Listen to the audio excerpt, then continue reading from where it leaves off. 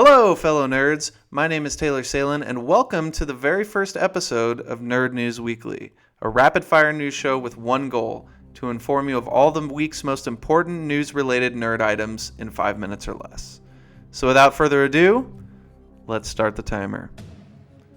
This week in Nerd News, Hollywood Reporter broke that both Tom Hardy and Ruben Fleischer are in final negotiations to team up for the new Venom standalone movie being developed by Sony. They even took the time to retweet the image of Hardy wearing a Venom shirt on their Twitter feed to make the appearance of building hype. While this is certainly exciting news for everybody in the world of comic book movies, let's be honest with ourselves here. The Venom standalone movie has been in development hell for at least 10 years. And until we see an actual production still, I'm hesitant to get excited for a couple of reasons. A, Marvel is not involved.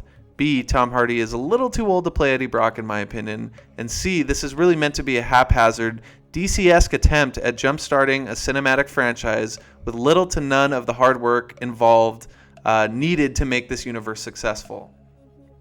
Hopefully my skepticism won't downplay how excited I am to see Venom brought to the big screen in the right way, but with an October 2018 date already set, it's hard not to be slightly worried about this movie. But I digress. Speaking of movies that took forever to get onto the big screen, Aquaman has finally begun filming Down Under, and yes, that was a terrible accent. And director James Wan took to Twitter to release a new image of Amber Heard as Mera, Queen of Atlantis and wife to the titular hero played by Jason Momoa.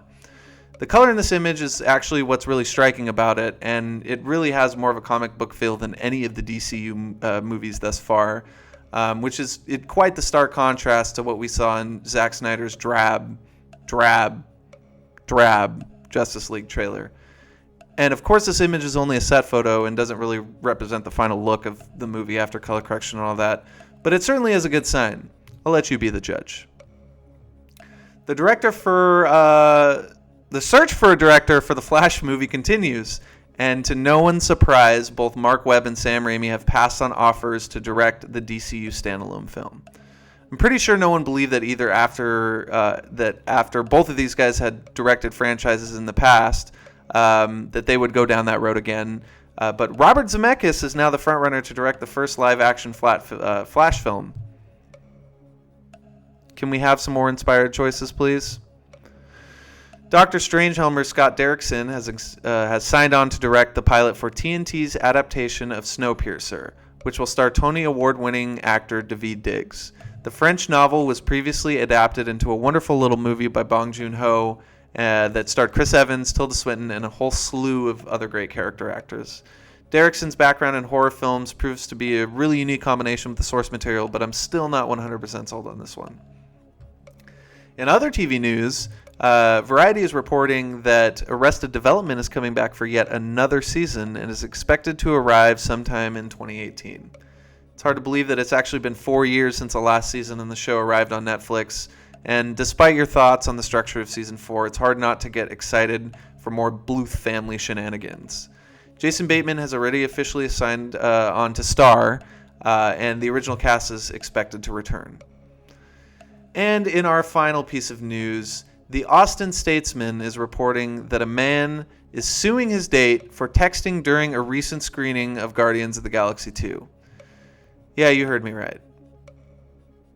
Brandon Vesmar, 37 of Austin, filed the claim this week in court for the grand sum of $17.31, the price of the movie ticket that he had purchased for his date on their first and apparently last outing together.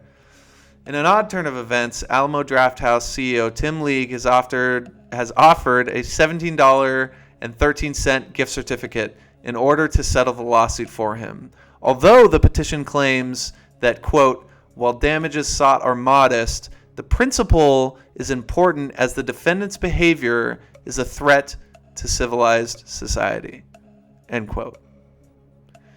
And that's this week's edition of Nerd News Weekly. I'm Taylor Salan. You can find all my work at ageofthenerd.com.